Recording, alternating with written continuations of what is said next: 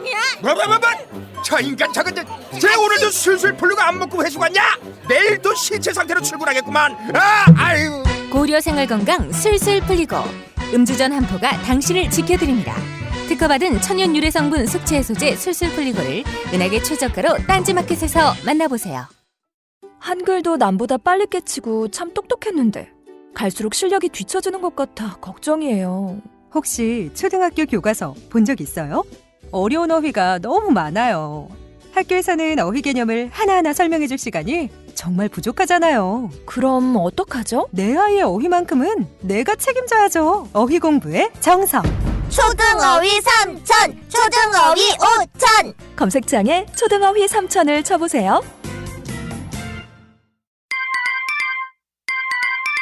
자려고 누웠는데 저스툰 지루한 지하철에 저스툰 자려고 누웠는데 지루한 지하철에 클래스가 다른 재미 저스툰 클래스가 다른 재미 저스툰 웹툰 웹소설은 저스툰 클래스가 다른 재미 저스툰 다시 날씬해지고 싶어.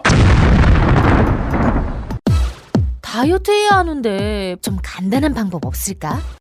1522-6648 1522-6648 혹은 비타샵을 검색해주세요.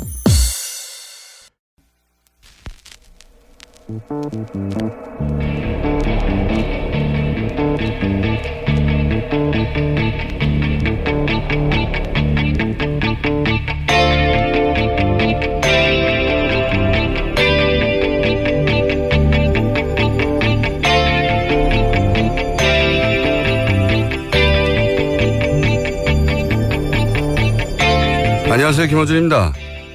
제20 정상회담이 끝이 났습니다. 이번에도 10만 명이 정상회담 내내 다양한 시위를 했습니다.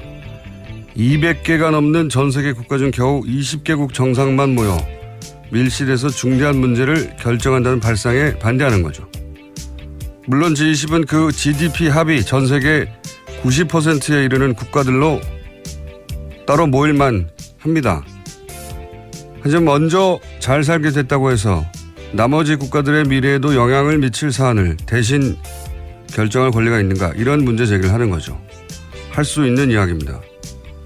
독일 한 환경단체는 이런 주장도 했습니다. 지금 유엔에서 130개국이 모여 핵무기 폐기를 위한 조약을 준비 중인데 정작 핵 보유국들이 여기 따로 모여 있어서 우리가 시위를 하는 것이다. 말이 되죠.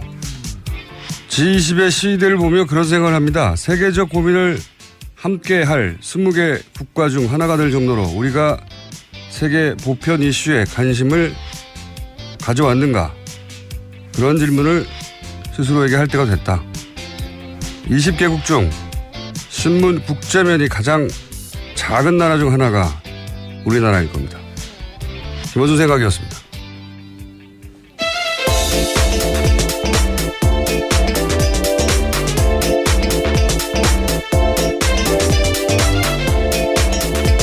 시사인의 김은지입니다.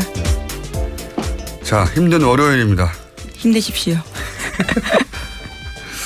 월요일이 더 힘들긴 해요, 그죠? 예. 예, 게다가 비가 와서 일어나기도 좀 쉽지 않습니다. 저는 비는 좋은데. 아, 예. 그러세요? 월요일이 싫어요. 자, 첫 번째 뉴스는 뭡니까? 네, 문재인 대통령은 4박 6일 동안의 G20 정상회의 일정을 마치고 방금 아침 6시 귀국했습니다.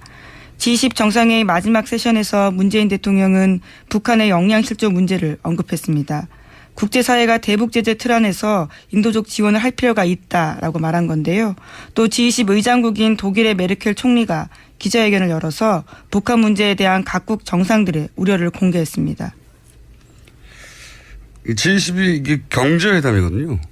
원래 각국의 경제부 장관하고 한국은행 총재 각국에 그렇게 모여서 회의를 하다가 언제죠? 2007년인가 8년인가 그 미국발 경제위기 있었잖아요. 그때부터 정상에 모이기 시작한 건데 그러니까 이게 정치적 내용은 경제회담이라 성명에 안 남기거든요.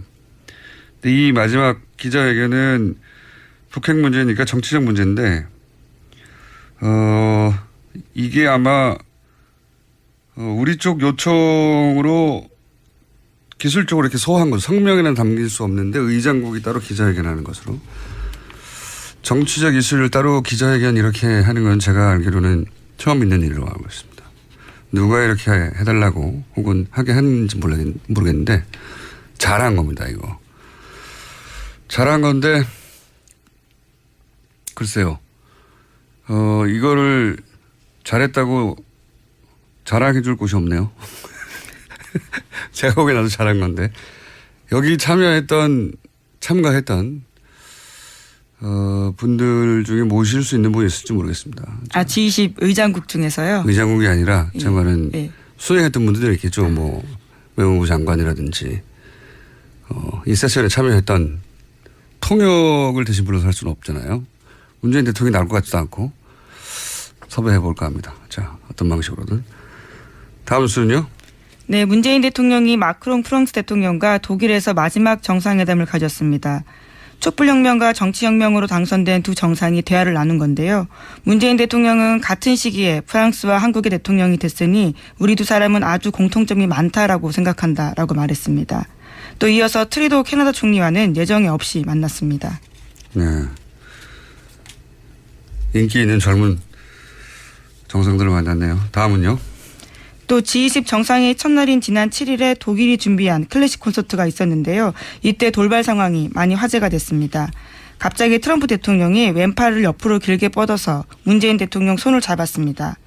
트럼프 대통령의 오른쪽에는 마크롱 대통령이 있었는데 그 직전에 기후변화 협약인 파리 협약 탈퇴와 관련해서 마크롱 대통령이 트럼프 대통령을 맹비난 이유였습니다.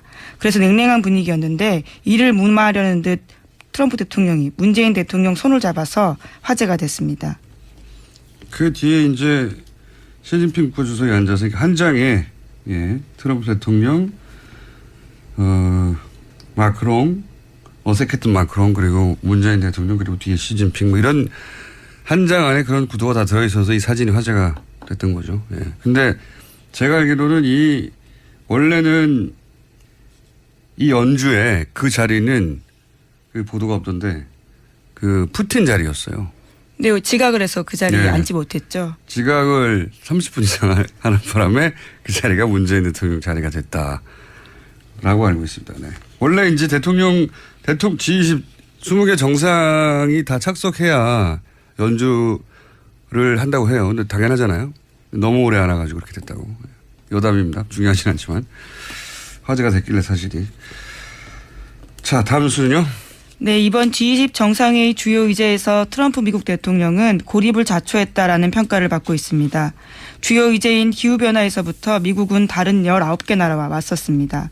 또 장녀 이방카도 논란의 한복판에 섰는데요. 중국 시진핑 주석과 영국 메이 총리 사이에 이방카가 앉아 있었습니다. 트럼프 대통령이 인도네시아 대통령과의 양자회담을 위해서 자리를 비우자 대리 출석한 겁니다. 딸이라고 해서 이제 아빠 자리를 대신할 수 있다고 하는 발상은 미국 같은 나라에서는 참 믿기 힘든 수준의 이게 해프닝이에요, 사실. 어디서든 좀 믿기 쉽지 말이 않은 안 되는 얘기인데요. 거죠. 말이 안 되는 거. 백악관 고문이긴 하지만요. 그 자리에 앉을 수 있는 자격은 아닙니다. 전혀 아니죠. 예. 국가 서열 넘버 2도 아니고 그냥 딸이거든요. 거기 앉아도 된다고 하는 아버지나 거기 실제로 다른 정상과 함께 앉아버리는 딸이나 그래서 실제 이번은 G20이 아니라 G19 플러스 1이라고 야유성이죠. 비꼬는 건데 그렇게 불리고 있어요. 처음에 누가 이 말을 했나 봤더니 BBC 특파원이 이렇게 표현을 했던데 기후변화 협약 탈퇴 이것 때문에 비난을 많이 받았어요. 유럽에서는. 그러면서 영국 언론도 비난을 했고 근데 이게 트럼프 공약이었거든요. 미국 석탄 산업 부흥을 내가 이렇게 다시 부흥을 시키겠다. 그러면서 이 기후변화는 거짓말이라고. 거짓말의 목적이 뭐냐. 미국 노동자들에게 불이익을 주려고 거짓말하는 거라고 황당한 주장을 했는데 지금 이제 본인의 공약을 실행에 옮긴 거죠. 그래서 파리 기후협약은 필요가 없다고 탈퇴를 해버린 거죠. 실제는 그 뒤에 뭐 큰 돈의 문제가 있다고 봅니다. 네. 돈의 문제가 있는데 그것 때문에 비난을 받았고 또 한 가지 그 트럼프가 19 플러스 1로 흔적을 남긴 게 이제 G20은 원래 보호무역에 반대하는 게 기조였거든요. 그렇죠. 예, 이번에는 자국 시장을 보호할 권리가 있다. 뭐 이런 식으로 명기하는 걸로 트럼프 대통령의 주장이었죠. 병기하는 것으로 약간의 전제 조건을 달고 이 문제는 저희가 잠시 후에 전문가 최성훈 교수님과 함께 좀 나눠보겠습니다. 말 나온 김에 이제 G20 얘기를 더 이상 할 일이 없을 것 같으니까 제가 전해드리는 재미있는 얘기 몇 가지 전해드리면 사우디 국왕은 낙타 12마리를 싣고 왔다고 그래요. 네. 네. 그 이유가 뭐냐고 했더니 국왕이 아침에 꼭 낙타젓을 먹어야 된다고. 신선한 낙타 우유를 매일 먹어야 해서 12마리를 싣고 왔다고. 뒤져보니까 언론 보도는 없더라고요. 그렇게 네. 많은 낙타가 필요한 건가요? 자세히 모릅니다. 예. 여담이에요. 제가 들은 예. 이야기 중에 웃긴 거. 그다음 메르켈이 철문앞까지 걸어온 게 화제가 됐잖아요. 우리나라에서도. 독일에서도 화제가 됐다고 해요. 교민 만나고 하니까 그 이제 담장까지 걸어 나왔잖아요. 네. 철문까지. 그 일이 있고 나서 이제 독일 관계자들 사이에서 화제가 됐던 게 그 담장까지 메르켈 총리가 걸어가서 누굴 만난 건 처음 있는 일이랍니다. 네. 그리고 이제 그 만난 이후에 했던 얘기가 거의 철문 앞까지 가서 정치인들을 하는 걸 본 적이 처음이고 독일 정치인들은 그걸 겪어본 적이 없어서 뭐 질문이 많았다고. 그리고 또 한 가지 아주 많은 얘기를 들었는데 여기서 전달할 만한 재밌는 내용은 정상회담에서 이제 문재인 대통령 대화 스타일이 원래도 그렇지만 상대방 이야기를 끝까지 다 듣는 거거든요. 예. 다 듣고 난 다음에 이제 하나하나 논리적으로 반론하거나 설득하거나 하는 이런 논법인데 이 논법이 성공적이었다고 전해드렸는데 그중에서 제가 재밌었던 것은 일본은 예외였다고 해요. 일본은 만나자마자 위안부 문제는 절대 안 된다고 딱 못을 받고 시작을 해서 예.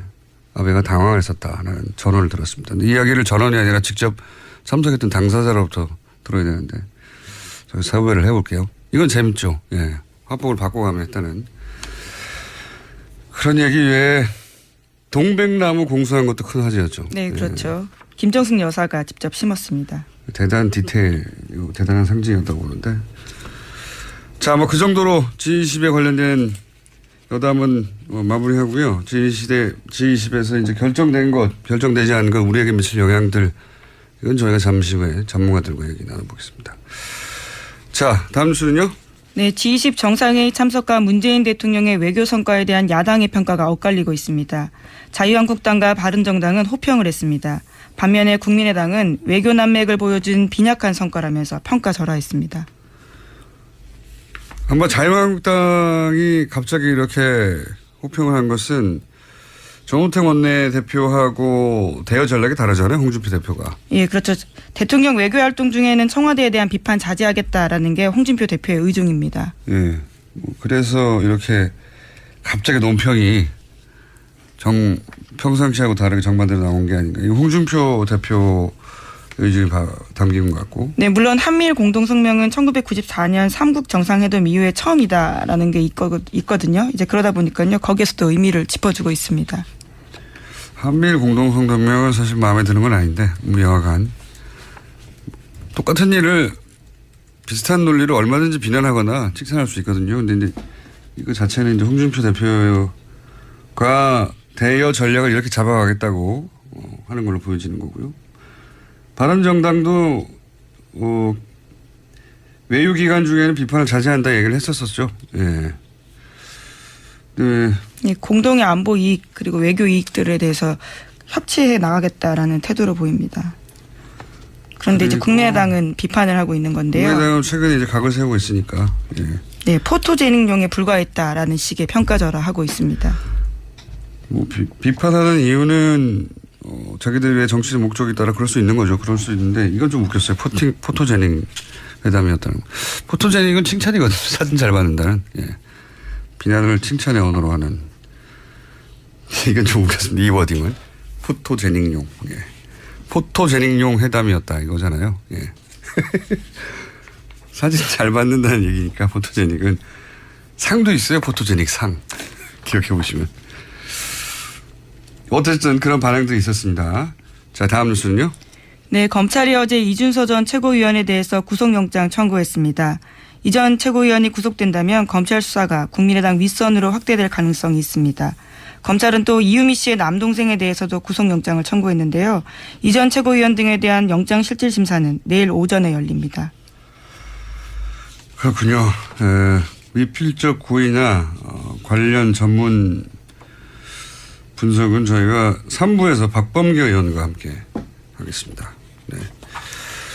자, 여기 대해서 이제 국민의당은 반발을 당연히 하겠죠. 예. 국민의당 반응은 어떻습니까? 바로 지도부 대책회의 소집했습니다. 이번 영장 청구는 검찰의 과잉 충성 수사 결과라면서 추미애 더불어민주당 대표를 비판했습니다.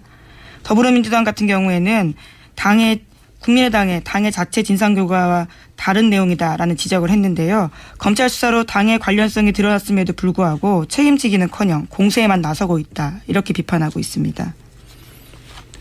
뭐 당연히 국민의당에서는 추미애 대표가 미필적 고의라는 말을 한 적이 있기 때문에 판사 출신으로 이거 이제 검찰이 실제로 영장에 미필적 고의라는 단어가 들어갔는지 뭐 그건 모르겠습니다만은 의심한다는 거죠. 예. 그래서 이게 추미애 대표가 이런 말 했다고 검찰이 갑자기 구속영장을 청구할 사안이 아닌데 청구한 거 아니냐. 이런 주장인 거고요. 민주당에서는 무슨 소리냐. 적반하장이다. 뭐 이런 얘기인 거죠. 예. 여기서 이제 가이드라인을 제시했다고 하는 걸 계속 국민의당에서는 주장할 수 있고. 근데 국민의당이 당 조사단을 꾸려서 자체적으로 결론을 냈잖아요. 네, 이유미 씨 단독 범행이라는 거죠. 단독 범행이라고. 예. 공당이 조사단을 꾸려서 분명히 당으로서는 다 조사할 수 없었던 석연찮은 지점이 있었는데 과감하게 단독 범행이라고 결론 낸 것도 가이드라인이라면 가이드라인이죠. 만약에 당대표가 한마디 한 게 가이드라인이면. 그게 더 자세한 가이드라인이라고 볼 수도 있습니다. 근데 이제 뭐 정치적 공방인 거죠, 지금은. 정치적 공방이고 이 영장이 실제 발부가 될지 아닐지에 따라서 또 정국이 좀 달라질 것 같고요. 실제 영장이 발부가 돼버리면 그때는 국민의당이 할 말이 정말 없어지겠죠. 기로에 서 있습니다. 국민의당도 여러 면에서. 다음 뉴스는? 네. 다음 뉴스는요? 예. 추경안 처리가 점점 더 어려워지는 분위기입니다.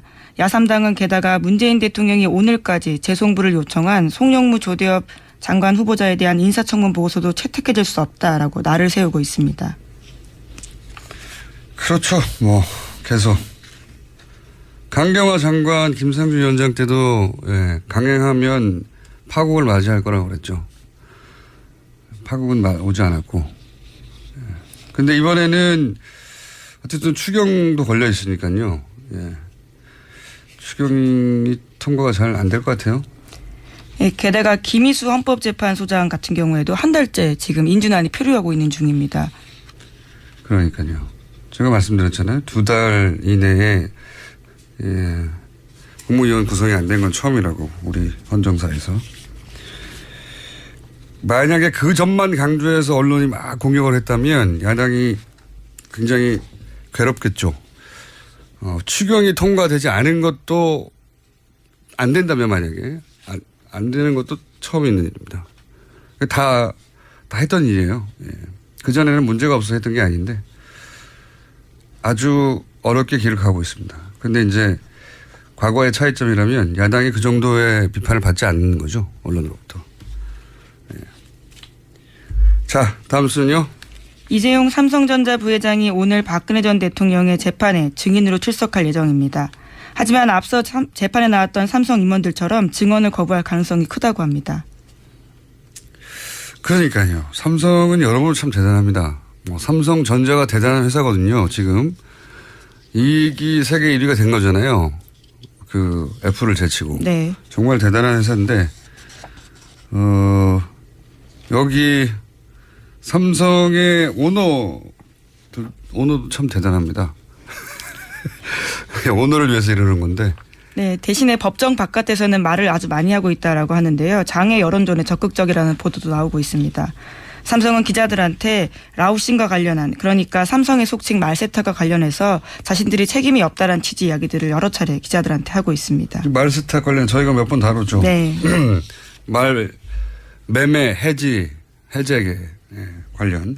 그게 이제 적극적으로 여론전을 한 결과 보여지고요. 왜냐하면 실제로 기자들한테 그런 여론조를 적극을 했으니까요. 그리고 출석을 거부하는 적은 있는데 출석을 해서 증언을 이렇게 집단으로 거부하는 거는 역시 헌정사상 최초 없는 일입니다. 없는 일. 예, 없는 일이 일어나고 있는 거예요. 이제 출석을 한 다음에 말을 안 하는 거죠. 말을 안 할 권리가 있긴 있거든요. 자기한테 불리한 것은 말하지 않을 진술할 권리가. 근데 이렇게 집단으로 이 조직 내에 있는 모든 사람이 모두가 다 이런 건 처음입니다. 대단합니다. 근데 이제 이게 말 세탁 의혹 관련해서 증거를 제출한 말 매매 해제. 계약 해지서죠. 이상한 문서인데요. 진짜. 8개월 있다가 말을 돌려받았다고 하는. 근데 과거에도 보면 뇌물을 받았다가 돌려준 건 많아요. 간단하게 얘기하면 뇌물이 아니라는 주장을 하기 위해서 뇌물이라고 주장되는 돈이든 말을 내가 되돌려 받았으니까 원래 내 말이고 뇌물이 아니었다는 간단하게 보면 그런 거거든요. 그 당시 행위만으로 충분히 뇌물죄는 입증이 가능합니다. 되돌려준 거는 의미가 없거든요. 그러니까요. 뇌물이었다가 되돌려준 뇌물 사건 되게 많아요. 근데 기자들이 그걸 몰라서 이렇게 말 세탁 의혹을 단돈에 해소할 만한 증거가 나왔다는 식으로 보도했을 리가 없잖아요. 여론조의 결과라고 봅니다. 저는. 그런 보도가 한두 차례 크게 있었는데. 자, 시간이 다 됐나요? 네. 제목 정도 읽고 지나갈 수 있을 것 같습니다. 하나. 네, 지난 8일 박근혜 전 대통령이 구속된 지 100일이 됐다라고 하는데요. 박근혜 전 대통령 구속 생활에 대해서 동아일보가 아침에 짧게 기사가 나왔습니다. 새벽에 주로 영안사전을 읽는다고 하고요. 일과 중에는 박경리의 토지를 읽으면서 시간을 보내고 있다고 합니다. 그래요? 일간지는 아닌데 일요신문에서 최근에 굉장히 재밌는 이게 사실관계를 확인하기가 일단 취재원을 확인할 수 없으니까 잘 모르겠는데 그런 일요신문의 보도가 지난주에 있었어요. 그러니까 영어사전 그 얘기도 나오지만 벽을 보고 알 수 없는 우리말도 아니고 영어도 아닌 말을 벽을 보고 중얼거리는 걸 교도관들이 몇 번 봐서 그 외에 이상하다고 생각되는 행동들이 몇 가지 있다고 일요신문이 보도를 했더군요. 네, 이 기사에 따르면 아직까지 건강에는 심각한 이상은 없다라고 합니다. 몸 말고. 예, 정신건강의학과 의사와는 상담한 적이 없다라고요. 보도하고 있습니다. 일요신문을 한번 자세히 보시고 내일 한번 요약해서 전달해 주는 것으로 그런 기사가 나왔어요. 예, 이거 제가 말씀드리는 건 동아일보 기사입니다. 그래요? 이상의 행동으로 비춰진다고 하는 게 몇 개 있었습니다. 몇 개 있었는데 그 중에 제가 하나는 말씀드리고 벽 보고 알아들 수 없는 방언인데 말이죠. 사실관계는 저도 일요신문에 의하면이라고밖에 전달할 수가 없네요.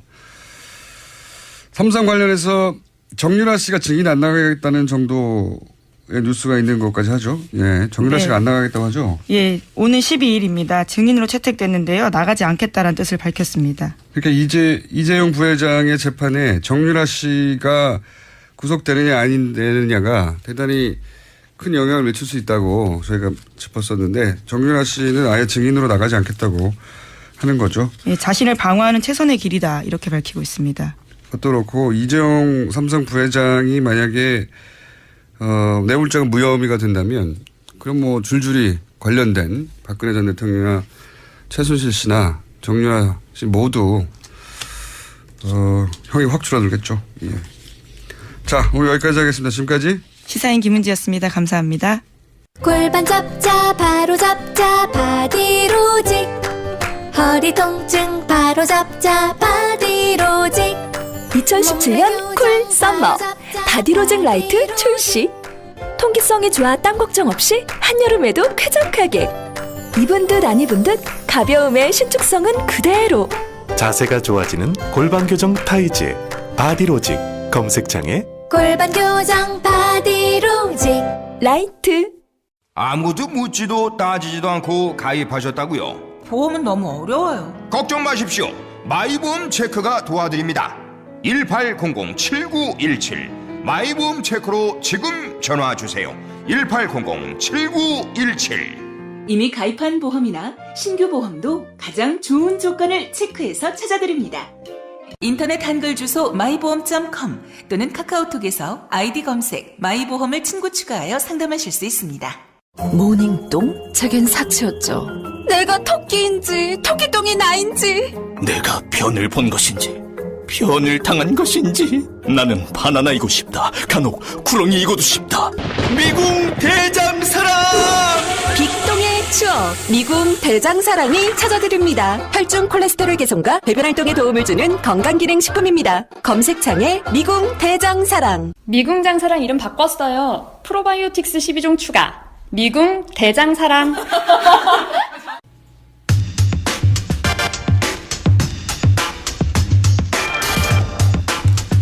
G20 정상회담이 마무리했습니다. 자, 어떤 성과, 어떤 과제를 남겼는지 잠깐 짚어보겠습니다. 문재인 대통령 외교안보 자문그룹에서 활동했던 연세대 정치외교학과 최종권 교수님 스튜디오에 직접 나오셨습니다. 예, 안녕하십니까. 최종권입니다. 예. 자, 방금 저희 마이크에 이어폰이 거치돼 있어가지고 저희 얘기를 막 시작하려고 그러는데 스텝이 뛰어들어가지고. 아, 예. 전 제가 뭐 잘못한 줄 알았어요. 끌려나가시는 줄 알았죠. 네네. 잠깐 해프닝이 있었습니다. 자, 일단 G20 이번 정상회담을 몇 줄로 전문가 입장에서 요약하면 어떤 정상회담이었습니까? 세 가지로 볼 수 있을 것 같아요. 하나는. 말씀하셨잖아요. 4가지 나올 것 같은데. 세 가지입니다. 하나는. 3가지입니까? 앞으로 세계 국제정치의 지도력을 어떻게 발휘해야 다른 국가 혹은 이 국제사회로부터 존경을 받을 수 있겠는가라고 하는 문제 하나고요. 네. 두 번째는 과연 미국의 지도력은 국제무대에서 어떻게 진행될 것인가라고 하는 거 하나고. 네. 세 번째는 우리나라인데요. 우리 대한민국 대통령 문재인 대통령께서 소위 많은 지도자들로부터 뭐 회담 제의도 받고 또 그렇게 말씀 많이 하셨는데 그렇게 갑자기 대한민국이 매력적인 국가가 된 그 근본적인 원인은 무엇인가. 다른 사람들이 왜 만나자고 했는가. 이게 그렇게 흔치 않은 일입니까? 실제? 우리끼리 그냥. 이를테면 가장 최근에 했었던 그 박근혜 대통령 전 대통령이 갔었던 아마 러시아로 기억하고 있는데요. 그때 G20 회의에서는 4번 정도밖에 정상회담을 안 했다고 하네요. 그러니까. 그렇군요. 근데 지금 우리는 거의 다 했다고 하니까요. 그러니까 거꾸로 말씀드리자면 우리는 갑자기 이렇게 매력 국가가 되었는가라고 했었을 때 아마 개인적으로 문재인 대통령의 매력적인 요소도 있을 수 있겠다고 하지만 아마 제 생각에는 대한민국 민주주의에서 온 것 같아요. 우리가 촛불 시위했고 탄핵시켰고 그리고 민주주의의 원칙과 헌법성 투명성 이런 것을 매우 평화적으로 이행한 소위 촛불혁명이라고 해서 우리나라가 민주주의의 모범 국가가 됐다. 광장 민주주의 국가가 됐다. 해서 이 다른 나라들이 상당히 관심을 갖는 것 같기도 하고요. 그거는 우리끼리 과거에는 별거 아닌 사안으로 세계가 뭐 주목하고 있다는 호들갑을 뜬 적은 많은데 이번에는 거꾸로 우리가 생각하는 것보다 훨씬 크게 관심 있게 지켜봤어요. 예, 저도 뭐 외국 좀 다니는데. 그러시죠. 거기 이렇게 보면요. 소위 그 촛불 캔들라이트 레볼루션 그러니까 촛불 혁명의 근원이 무엇이냐. 왜 이렇게 사고가 안 났냐. 오랜 시간 이게 어떻게 가능했느냐. 이렇게 상당히 사람들이 관심을 많이 가져요. 며칠 전에 유럽 다녀오시지 않았습니까? 쓸데없이. 네. 그래서 섭외가 어려웠는데. 그래서 이 보면 그 촛불에 관해서 상당히 사람들이 관심이 있고 아마 그게 우리 IT 기술도 있고 한류 문화도 있고 여러 가지 우리나라에 좋은 점이 있지만 가장 보편적으로 우리나라 민주주의 국가다. 민주주의 잘하고 있다라고 하는 것이 이제 소위 이 외국으로부터 많은 매력의 원인이 되지 않나라는 생각을 해요. 대통령이 이렇게 내려가는 과정이 다른 나라에 없었던 것은 아닌데 대부분은 폭력 사태를 동반하고 그리고 이제 집회도 과격하시기 마련이고 뭐 불타는 장면 몇 개는 반드시 나와야 되고 그런데 그게 전체가 없으니까 신기해하는 분들이 많습니다. 그래서 뭐 독일에서도 민주주의를 다시 배워야 한다 한국에게 뭐 그런 기사도 많이 났었고 뭐 그런 이유가 호기심이 있을 것 같아요. 각국의 정상들이. 누구길래 이렇게 된 건가? 그렇죠. 예. 그리고 이 소위 촛불 시민의 명령을 받아 혹은 지지를 받아 당선된 대통령은 누구인가라는 그렇죠. 개인적 수준의 호기심도 있겠지만 이 대한민국을 대표한 이 정상이 과연 이 무엇을 대변할 것인가. 그러니까 대한민국의 가치가 무엇인가. 이 상당히 중요한 것 같아요. 그래서 이 말씀드렸던 첫 번째, 두 번째 원인과 좀 이 총평과 좀 연관이 되는 것인데요. 그러니까 첫 번째니까 어떠한 지도력을 발휘하는 국가가 이 국제사회에서 존경을 받겠는가. 이건 아마 좀 힘들고 고단해도 다자주의, 여러 국가가 협의하고 상대방 국가의 그 여러 가지 환경에 대해서 좀 고려하고 이 좀 다자적으로 좀 이렇게 협의하고 협력하는 그런 지도력. 요번에 좀 독일이 좀 많이 보여줬다고 좀 생각을 하고요. 요즘 국제무대에서 독일 위상이 네. 미국 때문에 그런 것도 있는데 점점 올라가는 것 같아요. 그죠? 독일은 일단 깨끗한 국가가 됐죠. 왜냐하면 두 가지 측면인데요. 환경적인 측면에서 탈핵하고 네. 그리고 여러 환경 문제에서 스탠다드를 높이긴 했어요. 두 번째는 역사적으로 상당히 깨끗한 국가가 됐어요. 그러니까 통상적으로 저가 유럽을 좀 갈 때 너희들은 좋겠다. 니들은 독일이 있잖아. 우린 일본이 있는데. 왜냐하면 독일의 변화 없이는 오늘날의 유럽 연합도 없었을 것이고요.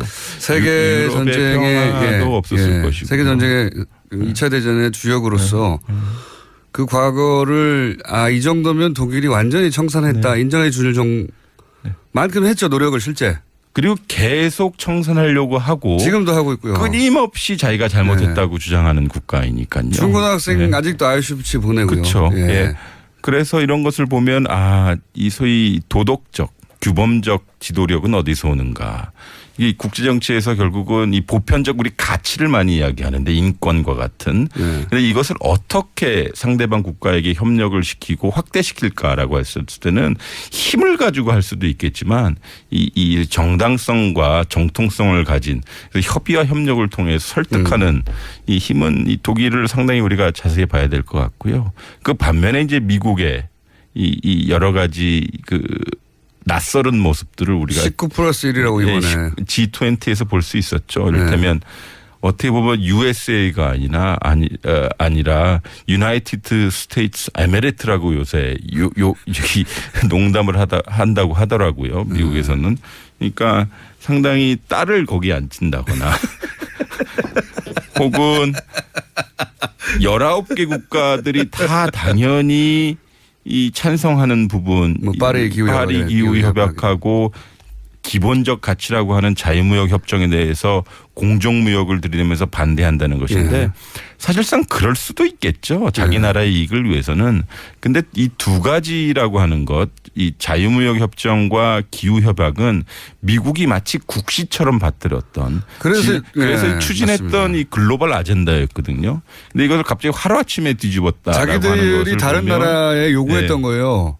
그렇죠. 그러니까 미국의 패권적 지도력에 좀 변화가 생기지 않을까. 아마 그 변화가 생긴다면 그 첫 번째 이 광경을 우리가 이번에 함부르크에서 목도하지 않았나라는 생각이 들어요. 미국의 영향력이 점점 국제 무대에서 과거에 비해 상대적으로 줄어드는 게 틀림없는 것이 트럼프 대통령이 만든 변화이기도 하지만 이렇게 19+1로 조롱을 다른 모든 국가들 거기 참여한 국가들 중에 특히 유럽 국가들은 이 트럼프 행동에 대해서 비난 쪽의 보도를 굉장히 많이 했거든요. 그렇죠.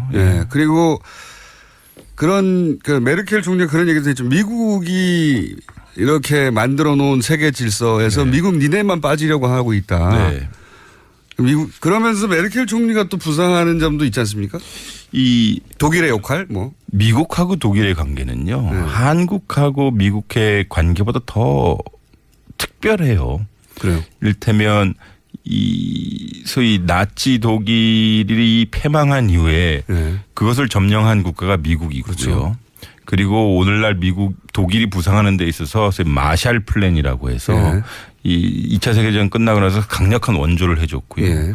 그리고 독일의 민주주의와 자본주의가 확립이 안 되면 이 유럽에서의 자본주의 체제 그다음에 민주주의 체제가 무너진다라고 했기 때문에 상당히 많은 미국이 지원을 했어요. 그러니까 독일의 부상의 토대는 미국이 만들어준 게 확실해요. 그런데 중요한 건 뭐냐면 이 그동안 독일의 입장에서도 이 미국의 협력 없이는 자신이 성장할 수 없다는 건 알았는데 이게 서로 상호 협력적으로 갔단 말이에요. 그리고 독일 자체는 상당히 미국에게도 의미 있는 이 동맹국이었는데 이게 지난달이죠. G7 그러니까 세계에서 가장 센 7개 국가들이 모여서 회의를 했는데 역시 여기서도 이 독일이 미국과 많은 것을 부닥쳐요. 근데 우리한테 함의하는 게 많아요. 트럼프가 지금 독일에게 두 가지를 요구해요. 독일 때문에 지금 미국 적자폭이 너무 세졌다. 그래서 독일 매우 나쁜 나라다라고 메르켈 총리는데 이와의 배드 컨트리 이렇게 해버리거든요. 그리고 얘기했듯이 독일이 상당히 EU에서 지도자적인 국가이기도 하고 경제적으로도 그렇고 세계적으로 소위 클라이밋 체인지 기후변화에 대해서 상당히 많은 공을 들여서 파리 협약을 만들었거든요. 실제 독일이 또 인도적 차원에서 그 목소리를 크게 낼 수 있는 이유가 난민 문제도 가장 적극적으로 받아들여서 전 세계에서 난민 안 받는데 독일이 최대 규모로 받았거든요. 근데 그 트럼프는 그 메르켈의 그러한 정책을 보고 미친 정책이라고 그랬어요. 크레이지 폴리시. 그래서 이 메르켈 총리가 야 이제 미국 없는 유럽 혹은 유럽 국가들끼리 협력해야 되는 시대를 준비해야 된다라고 발언을 해버렸고 상당히 이게 본인한테 크게 와닿나 봐요. 왜냐하면 이제 9월달에 독일에서 총선을 하는데 이게 기민당하고 기사당, 그러니까 기독민주당하고 기독사회당이 연정을 해서 하는데 총선 공약집에. 지난 총선에서는 미국은 매우 중요한 친구라고 했는데 우리처럼 한미동맹 맨날 강조하는 거. 그렇죠. 근데 이번에는 그냥 파트너. 사실 격을 좀 낮췄고요. 그리고 이 미국 없는 유럽 혹은 유럽끼리 이 협력해야 되는 이 앞으로 시대를 준비해야 된다는 그 발언 자체를 총선집에 넣어버렸어요. 이게 어떻게 보면 이게 반미 정서라기보다는 트럼프로 대변되는 미국의 독단주의 이런 것들에 대한 강력한 실망을 가지고 있는 거죠. 그러니까 미국의 지도 표현이 마음에 안 들지만 어쨌든 미국의 국제사회에서의 지도력, 영향력, 존재감이 축소되고 있는 건 확실한 것 같고요. 그거를 급격하게 유럽도 뭐 나토 문제에서도 그렇고 그 분담금 요구하고 그러다 보니까 우리끼리 이제 우리끼리 문제를 해결해야 될 때가 다가오고 있고 그 중심에 점점 독일에 서고 있는 것 같아요. 그러니까 이번에 그 앞에 아무래도 이번에 독일이 주최국이어가지고 대놓고 이 트럼프에 대해 잔소리를 하거나 아니면 큰 소리를 못했을 거예요. 근데 마크롱 대통령이 아예 트럼프하고 크게 붙었거든요. 왜냐하면 파리 기후협약이니까 이 기후협약을 지켜야 된다고 아주 크게 붙긴 했는데 이런 걸 보면 이제 앞으로 프랑스와 독일의 이 강력한 연대, 그 연대의 기본은 가치라고 하는 거예요. 어떤 이익도 중요하지만 앞으로 국제사회를 이러한 방법으로 끌고 나가야 된다라고 하는 크게는 두 가지인데 일종의 글로벌 아젠다라고 하는 기후협약. 그다음에 두 번째는 이것을 해결하는 방법. 일방주의가 아니라 다자주의로 가야 된다라고 하는 이 유럽의 전통적인 정책하고 트럼프류의 독단주의, 패권주의가 아무래도 많이 부딪힐 것 같아요. 재밌습니다. 해설을 해 주시니까. 자, 그러면 여기서 궁금해지는 것은 다자 외교라고 하면 우리가 이제 전 세계는 미국 90% 나머지 중국, 일본 정도 있고 나머지 국가는 없는 것처럼 얘기를 해왔거든요. 아예. 그럼 이제 이런 유럽과의 관계도 더 강화해야 할 텐데 메르켈 총리하고 그 문재인 대통령이 케미가 좋은 것처럼 언론에서 보도돼서 단순한 에피소드 몇 개로 뭐 같이 걸어 나와서 손잡고 교민들을 만났다느니 이런 몇 가지 에피소드로 얘기가 나왔는데 보시기는 어땠어요? 실제? 제가 듣기로는요. 원래는 두 분 정상께서 그냥 함부르크에서 이 다자회담 하면서 그냥 잠깐 나와서 인사하고 그 정도를 예상을 했었다고 하는데요. 근데 메르켈 총리가 문재인 대통령 당선되시고 나서 무조건 베를린에 모셔야 한다라고 자기의 모든 일정을 클리어할 테니까 문재인 대통령을 여기 베를린 수도에 모셔서 양자회담하고 함부르크로 가는 그런 일정을 요구했다고 합니다. 이 두 가지인 것 같은데 앞에도 말씀드렸다시피 메르켈 개인이 민주주의에 대해서 상당히 강력한 신봉자예요. 그리고 우리 아시아 지역에서 이 촛불과 같은 시민 혁명과 같은 일이 벌어져서 그것을 대변하고 당선된 사람이 누군가라고 하는 개인적인 호기심이 있었을 것이고요. 두 가지 아젠다는 이 문재인 대통령과 메르켈 총리가 국정과제로서 추진하고 있는 것인데요. 하나는 탈원전 같은 거 있지 않습니까? 이 부분은 두 정상이 상당히 공유하는 아젠다이고 또 다른 하나는 자유무역에 관한 미국과의 환경이에요. 상황인데. 압력받고 있는. 네, 둘 다 압력을 세게 받고 있는 것인데 이것을 어떻게 이제 서로 해결해 나갈 것이냐라고 하는 것이고 근본적으로 제가 아는 한 독일 전문가들 그러니까 독일 안보 전문가 통일 전문가들은 이렇게 얘기해요. 한국 사람들이 우리 독일보다 독일 통일에 대해서 더 많이 알고 있다. 왜냐하면 지난 한 30년 동안 독일 맨날 연구했거든요. 맞아요. 그러니까 이제 독일에서는 그 통일 이후에 통일 독일 사회를 연구하고 있는 것인데 그러니까 그런 면에서 보면 우리 독일이 과연 한국에 무엇을 해줄 수 있는가 이것이고. 그러니까 한국이 독일의 통일에 대해서 관심을 가진다는 것도 잘 알고 있고. 그렇죠. 네. 중요한 건 이겁니다. 문재인 대통령 정권이 이제 북한에서 비핵화를 추진하려고 하고 있는데 이유를 중심으로 이란과 협상에서 비핵화에 성공했죠. 가고 있는데 거기 네. 독일이 주축을 했거든요. 네. 그래서 독일 일종의 지도자 역할을 했는데 거기에 대해서 노하우를 서로 공유할 수 있는 점도 많고요. 그 점도 있네요. 네. 이란의 비핵화는 사실은 성공 모델이라고 그렇죠. 오바마가 자랑하는 거고 그렇죠. 북한은 대실패라고 내세울 게 하나도 없는. 근데 여기서 우리가 알아야 될 것은요. 이익이라고 하는 것은 우리 보통 한미동맹 차원에서 생각하는데 그건 상당히 중요한 이익이기도 해요. 그런데 그 이익은 상당히 군사적인 관점에서 우리 많이 보거든요.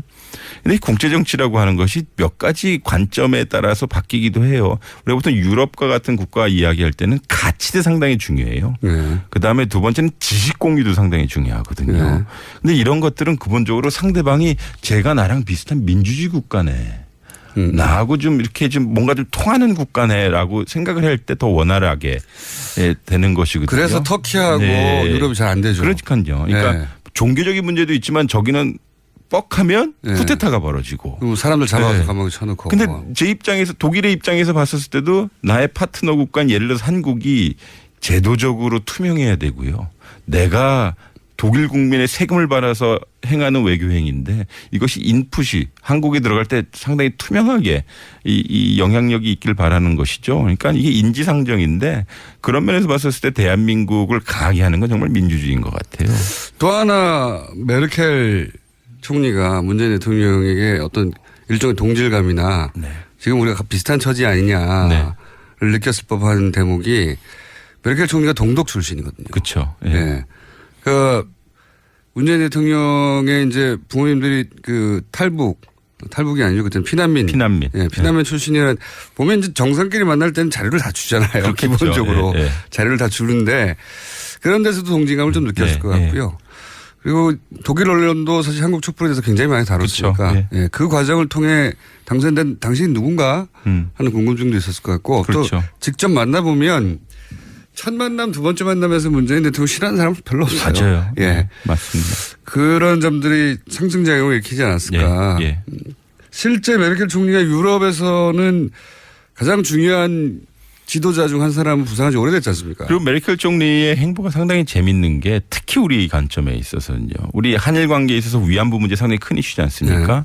이 메르켈 총리가 동경에 가서요. 한 1년 전인가 2년 전에 일본 사람한테 대놓고 얘기해요. 위안부 문제 같은 거 해결하지 않으면 일본은 도덕적 으로 지위를 갖는 국가가 되지 않을 것이다. 국제사회에서.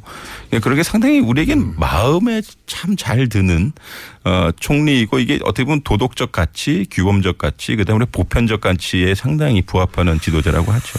알겠습니다. 그러니까 트럼프가 불편하겠죠. 예. 불편하겠고 우리하고는 접점이 많이 있을 수 있다. 네. 이건 또 어떻습니까? 일본 뭐 다른 나라도 그렇지만 네. 가장 격돌하는 그 이슈가 있는 나라 중에 하나 일본 아닙니까? 네네. 일단 위안부 문제는 네. 뭐 대놓고 절대 안 된다고 선언부터 하였기 네. 때문에 네. 이 한일 회담도 관심을 많이 가졌는데 관련 보도는 별로 없어요. 어떻게 보셨어요? 일단은 문재인 정부의 일본 정책은 대일 정책은 두 가지인 것 같아요. 하나는 소위 쉽게 말씀드려서 일본에게 삐지지 않겠다. 뭐냐면 박근혜 정부는 위안부 문제 해결해 주지 않으면 나 너랑 만나지도 않고 대화하지도 않고 소위 왕따 놓을 거야 우리 스스로 요거였거든요. 그러니까 위안부 문제가 한일 관계의 대부분을 이렇게 하이제크 납치한 듯한 모습을 보였어요. 일종의 블랙콕처럼. 실제로 사인해줬어요. 근데 끝에 가서는 결국 그러한 일이 벌어졌죠. 이거 12월 28일 위안부 합의라고 하는 국민의 정서를 받아들이지 못하는 걸 됐는데 근데 문재인 정부는 어차피 이 일은 터진 것이고 이것은 국민 정서가 받아들이지 않으니 개선해야 된다라고 하는 것이거든요. 즉 개선해야 되는 근본적인 이유는 대한민국 국민이 받아들이지 못하는 것도 있지만 보편적 인권 가치에게 부합하지 않는다는 것이죠. 보편적 인권 가치라고 하는 건 두 가지예요. 하나는 이 피해자의 정서와 합의를 하지 않았다라고 하는 것이고 여성 인권을 보호하지 못했다라고 하는 것인데요. 요거는 유엔도 역시 재합의하고 재협상을 하는 것이어서 이건 반드시 짚고 넘어가겠다라고 하는 것이죠. 근데 한일 관계가 위안부 문제만 이야기하는 관계이고 싶지는 않다. 그러니까 우리가 북한 문제 그다음에 경제 문제 사회 문제에서는 계속 교류 협력을 해야 되는 것이다. 즉 이렇게 함으로써 어떤 일이 벌어지냐면 한일 관계의 소위 정상적인 미래를 위해서는 위안부 꼭 짚고 넘어가겠다.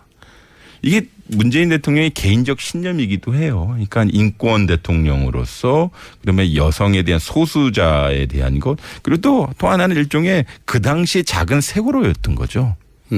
뭐냐면 국가가 국민 특히 여성의 인권을 보호해주지 못했다라고 하는 것이어서 이거 반드시 짚고 넘어가겠다는 거죠. 즉 뭐냐면 역사 문제이기도 하지만 지금까지 연속적으로 이어지는 인권 문제의 대표 사례로서의 위안부 문제를 해결하지 않으면 대한민국 민주주의도 말이 안 된다는 거라고 믿고 있는 것 같아요. 그래서 이걸 좀 강력하게 했죠. 물론 근데 아베는 12월 28일 위안부 합의를 이행하셔야 됩니다라고 했는데 이걸 아예 문 대통령께서 그냥 바꿔 간 거예요. 이거 이대로 안 돼. 그러면 한일 관계 정상적으로 발전 안 돼. 이거거든요. 제가 듣기로는 보통 그 정상회담은 문재인 대통령 스타일상 상대방 이야기를 듣고 다 듣고 나서 천천히 반박하는 방식으로 진행되는데 그 한일 회담만은 이 문제부터 먼저 이건 안 돼라고 못 받고 시작했다고 하더라고요. 근데 못은 박았지만요.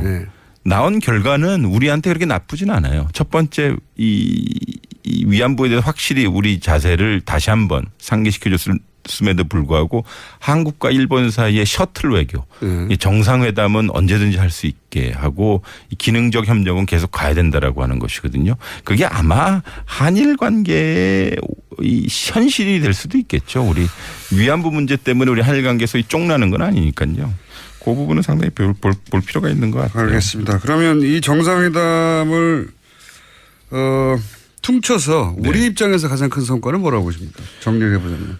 두 가지인데요. 하나는 이 세계의 보편적 가치가 요번에 두 가지가 크게 불거졌죠. 하나는 이 기후변화에 대한 국제사회의 대응. 즉 이 파리 기후협약에 대해서는 모든 국가 그러니까 미국을 제외한 모든 국가가 지지한다고 했는데 우리 소위 모든 국가 안에 들어갔거든요. 그러니까 19+1이니까. 그러니까 한미동맹 프레임 차원에서 보면 그것이 말이 안 된다고 주장하는 사람들일 수도 있겠지만. 야, 우리 미국 따라가야 되는 거 아니야? 한미동맹인데. 그런데 이것은 어떻게 보면 만약에 그쪽으로 갔다 그러면 대한민국이 일종의 왕따 당할 수 있는 세계적인 왕따가 되겠죠. 아마 이제 우리가 이제 보통 국가 규범을 따라가는 국가를 가는 거고요.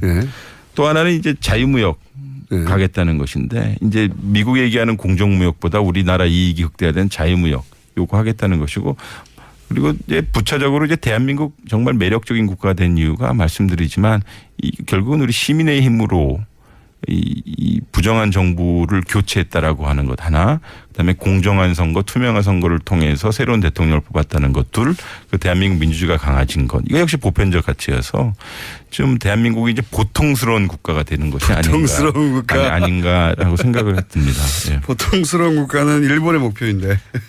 그렇죠. 그런데 보통스러우니까 상당히 이 규범적이고 보편적인 국가가 되고 있는 거 아닌가라는 생각. 세계적 기준으로 볼 때 하자가 없다. 최정원 교수님과 얘기를 나누다 보면 물이 흐르는 듯합니다. 지명인간은 아닌데. 자, 연세대학교 정치외교학과 최정권 교수님이었습니다. 감사합니다. 네, 감사합니다. 3부에서 다시 뵙겠습니다.